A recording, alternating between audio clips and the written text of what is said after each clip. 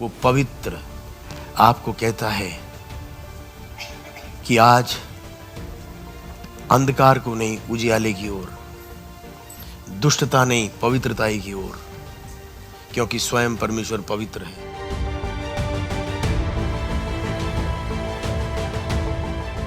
एक छोटे बच्चे से पूछो क्या परमेश्वर पापी है? एक दिन मैंने समूह में पूछा, इतनी बड़ी मतलब इतने लोग नहीं थे, कम थे, एक छोटी सी सभा में मैंने पूछा बताओ परमेश्वर पापी है क्या? बड़े सब चुप।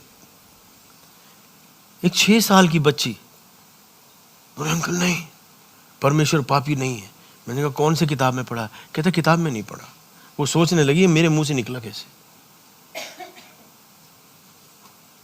बुजुर्ग 100 साल के या छोटे 6 साल से पूछो, आपका तुरंत नहीं परमेश्वर पापी नहीं है। मैं पूछता हूं ये उत्तर आपने कौन से साइंस में पढ़ा, कौन से पुस्तक में पढ़ा, किस टीचर ने सिखाया? अगर आप निर्दोषता की भावना में अगर बोलेंगे, हर एक व्यक्ति के विवेक में ये बात गोद गोद कर भरा है परमेश्वर भला है, चाहे वो कितना बड़ा मुजरिम हो, चाहे कितना बड़ा भी, वो अपने अनुभव से, उस अनुभव के उसके ऊपर आप बीती के चश्मे से देखे तो शायद कुछ और बोले, वो दोष लगा सकता है, लेकिन नहीं, अंतरात्मा से निकलने वाला है। नहीं, परमेश्वर पवित्र है, उसमें कोई दोष नहीं, उसमें कोई कलंक नहीं, उसमें कोई दाग नहीं। यही है जो अंदर से उभर कर आता है। इसके लिए कहीं आपको पढ़ने की आवश्यकता नहीं है, ये मेरे और आपके विवेक में गुदा हुआ है। अगर वो पवित्र है, उसमें कोई कलंक या दाग नहीं है, तो फिर जो उसका रचा हुआ कैसे दागी हो सकता है? नहीं मेरे प्रियो, आज वो परमेश्वर आपके जीवन में वो एक आह्वान दे रहा है, एक कॉल, एक पुकार।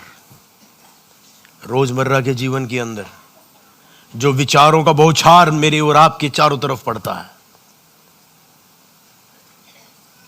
मैं किसके साथ रेस्पॉन्ड करता हूं, मेरी प्रतिक्रिया किस ओर है, मैं किसके वश में होता हूं? एक चोर चोरी करने से पहले 3 महीने 15 दिन उसके अंदर वो रिहर्सल करता है, उसके बाद वो कन्विंस हो जाता है, उसके बाद उसको हाँ ठीक है मैं करने के लिए तैयार हूं, तब उसका एक्शन शुरू होता है। नहीं मेरे प्रियो, आज कौन से विचार हैं जो आपको हॉन्ट कर रहे हैं, आपके पीछे पड़े? आज कौन से विचार हैं जो आपको मजबूर कर रहे हैं? अगर वो ईश्वरीय है, अगर वो पवित्रता है कि आप जानना चाहते हैं परमेश्वर के उसके निर्देश पुस्तिका में, मैन्युफैक्चरर्स मैनुअल में जिसको मैं बोलता हूं प्रभु का वचन, उसमें कौन सी बातों पर विचार करने के लिए लिखा है? फिलिपियों की लिखी पत्री 4 अध्याय के 8वें पद में 8 शब्द लिखे हैं उसके अंदर कि इन्हीं बातों पर मन लगाया करें। ध्यान से सुने, लिखा है निदान हे भाइयों, जो बातें सत्य हैं। कौन कौन सी बातें सत्य हैं? इसमें लिखा है जो बातें सत्य हैं। आप कहीं बैठे हैं, किसी ने इधर सुनिए ध्यान से, किसी ने आपको किसी के बारे में कुछ गलत बता दिया, आप उस व्यक्ति को जानते नहीं है, उसने अपने नजरिया को आपको बताया, उसको लगा ये बंदा सही नहीं है, उसे नहीं मालूम, उसको कोई नॉलेज नहीं था, ज्ञान नहीं था उसके बारे में, और उसने ए ने बी को बोल दिया नहीं भाई वो बंदा जरा ठीक नहीं है। उसने वही विचारों को ग्रहण कर लिया और उस चश्मे से देखकर वो मन में सोचता ये पता नहीं मेरे बारे में भी कुछ गलत सोच रहा होगा, और उसके बारे में गलत विषयों को दूसरा क्या सोच रहा है, उसको आपको सोचने की, उसकी सोच को डाउनलोड करने का परमेश्वर ने आपको कोई क्षमता दिया ही नहीं है। केवल परमेश्वर है जो दूसरे की मंशा को जानता है। नंबर 1 झूठ। कितनी बार हम श्योर होते नहीं ये यही सोच रहा है अभी, इसलिए ऐसा बोला। जो बातें सत्य हैं, आप दूसरों के मन में दूसरा क्या सोच रहा है वो परमेश्वर ने, रचने वाले ने आपको वो दिया ही नहीं है। मैं प्रकाशन की बात नहीं कर रहा हूं, रेवलेशन की बात नहीं कर रहा हूं, वो केवल परमेश्वर जानता, उसका वचन है। तो इसलिए जो बातें क्या है दूसरा ये सोच रहा है कुछ है, इधर सुनिए, अगर वो मन में आता थोड़ा मुस्कुरा दीजिए, बोलिए केवल परमेश्वर आता है, वो जानता है ये मेरे मन में क्यों। जो असत्य है वो असत्य है, जो बातें सत्य है। परमेश्वर का वचन कहता है मेरा वचन सत्य है। यूहन्ना 17:17 में, उसको यहां लाने की आवश्यकता नहीं है। जो बातें आदरणीय है, पति पत्नी में झगड़ा, अनादर का विचार पत्नी के मन में, अनादर का विचार पति के मन में, परिवार बढ़ेगा घटेगा, उन्नति पाएगा नीचे जाएगा। इस पृथ्वी में दो प्रभाव कार्य करते हैं, उन मंत्रणाओं में मत आइए। जो बातें सत्य हैं, कोई आपके बच्चे के बारे में कुछ बोलता है झूठ, आप उसके बात पर विश्वास कर, आप अपने बच्चे को उस झूठ पर ताड़ना देंगे, आपने अपना परिवार खो दिया है। मेरे प्रियो सुनिए, निदान है भाइयों, जो बातें सत्य है, जो बातें आदरणीय है, जो बातें उचित हैं, जो बातें क्या हैं, उचित हैं। आप सोच कर देखिए, जो बातें सत्य की नहीं थी, जो बातें आदर के नहीं थे, जो बातें उचित नहीं थी, ऐसे कितनी बातें हैं जो आपके मन में चले और आप समस्या में फंस गए।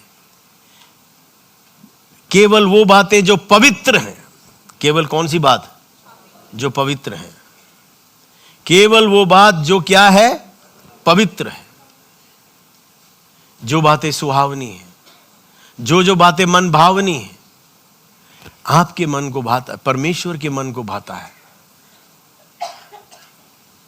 जो सद्गुण और प्रशंसा की बातें हैं। लिखा है उन्हीं पर किस पर, किस पर, उन्हीं पर, किस पर ध्यान लगाया करो। अगर ये 8 शब्द ये मेरे मन के अंदर अगर छपे हैं और मैं उन्हीं पर ध्यान लगाता हूं, तो मेरा जीवन कैसा होगा। आज बहुत से लोग धोखे में पड़ जाते हैं। मेरे प्रियो, इस पृथ्वी पर 2 प्रभाव, एक अच्छी एक बुरी। कितने केस आप जानते हैं, यहाँ मैं ऐसा हो गया था, मेरे साथ ऐसा हो गया था, बुरे का नहीं। मेरे प्रियो, लिखा है जितनों ने उसे ग्रहण किया, अर्थात उसके नाम पर विश्वास किया, उतनों को उसने परमेश्वर का संतान होने का अधिकार दे दिया है। परमेश्वर भला है, भलाई के सिवा उसके पास और कुछ नहीं है, वो उसका भंडारी है। जीवन के अनुभव में बहुत सारी समस्याएं आती हैं। ये मत समझना कि हम यहाँ खड़े हैं इसका मतलब हम बिल्कुल उन समस्याओं से। अगर आप परिवार जीवन के अंदर अगर इस वचन का प्रैक्टिस करना आप कहेंगे बहुत मुश्किल होता है। अगर आप जॉइंट परिवार में, हम भी जॉइंट परिवार में थे, बहुत सारी समस्याएं थी। जब नई शादी होती है और आप एक जॉइंट परिवार के अंदर पति पत्नी के साथ में हैं, बहुत सारी सीमाएं होती हैं। अब विषय ये है, मन में हर तरह के विचार आएंगे, दोनों तरफ आप किस ओर झुकेंगे। एक दिन मैं इतना अधिक विचलित हो गया, उस घर की अवस्था से बाहर निकलकर मैंने कहा, बुरा कोई भी नहीं था, लेकिन परिस्थितियों में अंदर मैंने कहा, हे प्रभु, और सहा नहीं जाता। किसी तरह से इस समस्या को मेरे जीवन से, इसको जो भी आ रहा है चारों तरफ से, इसके अंदर से एक निकासी चाहिए।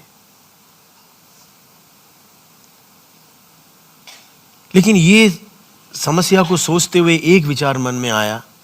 मैंने कहा, परमेश्वर आप तो प्रेम करते हो और आप सब कुछ देख रहे हो, जान रहे हो। अगर इस परिस्थिति का आने का आपने अनुमति दिया तो इसका मतलब एक बहुत ही कीमती कुछ ऐसा विषय हो सकता है जो आप मुझे सिखाना चाह रहे हैं और मुझे नहीं मालूम है। अगर इस परिस्थिति के अंदर, आपको पता है कितना दर्द, कितनी समस्या से मैं होकर ये सहना कितना मुश्किल है। जब मैंने अपना विषय उस परिस्थिति से हटाकर उसकी ओर लगाया, मेरे अंदर ऐसा लगा जैसे कोई है कहता है इनसे प्रेम कर। मैंने कहा, हे प्रभु, आप जानते हैं कि मैं उनसे प्रेम करता हूं। क्यों? जितनी बुराइयां आती थी मैं कहता था हे प्रभु ये अज्ञान है, ये नहीं जानते क्या कर रहे हैं, इन्हें क्षमा कर, इन्हें आशीष दे, इन्हें क्षमा कर, इन्हें आशीष दे। मन में भी कोसा नहीं था। क्यों? ये लिखा है कैसे ऐसे विषयों के ऊपर मन लगाया करो। लेकिन वो स्वयं अपने बल से नहीं होता, परमेश्वर की सहायता हमें चाहिए, उसका अनुग्रह चाहिए। तुरंत मैंने जब कहा हे प्रभु आप जानते हैं कि मैं उनसे प्रेम करता हूं, उसने कहा हे पुत्र दूसरों के व्यवहार के अनुसार तेरी प्रतिक्रिया ना होने पाए। मेरे प्रियो, आज किसी से परमेश्वर कह रहा है नेचुरल रिएक्शंस मत करो, थोड़ा रुको, उससे अनुग्रह मांगो। आप अपने बिगड़ी हुई अवस्था को आप सुधारने जा रहे हैं, आप उसको सही कर लेंगे। क्योंकि कुछ विषय है, बहुत दर्द में मैंने बोला था, लेकिन जब मैंने ये सुना भीतर कि हे पुत्र दूसरों के व्यवहार के अनुसार तेरी प्रतिक्रिया ना हो, मेरा दृष्टिकोण बदल गया। मैं आज आपसे पूछता हूं, इस पृथ्वी के अंदर दो प्रभाव कार्य करते हैं, आप किसके प्रभाव में चलेंगे? आज लालच के, क्योंकि हमारा इस महीने का आर्थिक का विषय है, हर महीने अलग अलग हमने टॉपिक लिया है ताकि हर एक टॉपिक के ऊपर आप इतने एजुकेट हो जाएं कि आप जीवन में कभी धोखा ना खाएं, आप अपने परिवार के अंदर धोखा ना खाएं, बच्चों के परवरिश के अंदर आप धोखा ना खाएं, आप उनको बिल्कुल उनके अस्तित्व के उद्देश्य के अनुसार आप उन्हें गाइड कर उनको सफल जीवन के लिए आप प्रेरित कर सके, एक अच्छे अभिभावक, एक अच्छे पेरेंट्स के रूप में। जब मैंने ये सुना मेरे दृष्टिकोण बदल गया। परमेश्वर विनाशकारी नहीं है, वो डिस्ट्रक्टिव पावर नहीं, वो डिस्ट्रक्टिव एजेंसी नहीं है, वो आपको बनाने वाला है। कोई भी व्यक्ति बिना उद्देश्य का नहीं है।